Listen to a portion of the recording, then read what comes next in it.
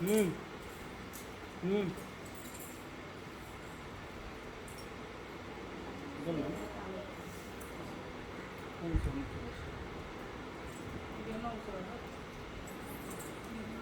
नहीं पसंद है एक लंबे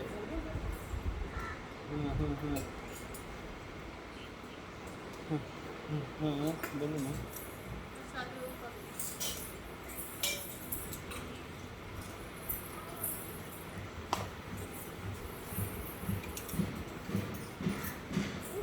मैं उठा दिया अभी दो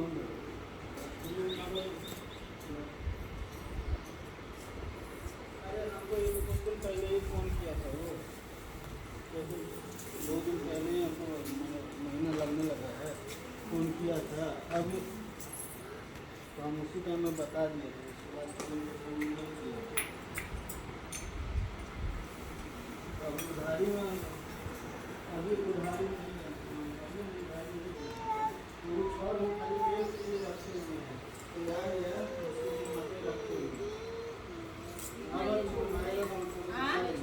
नहीं लावा छोड़ दो ये जर में के छोड़ दो सब ले लो हाँ सब ले लो जर में के मतलब अलग से रखी हो ना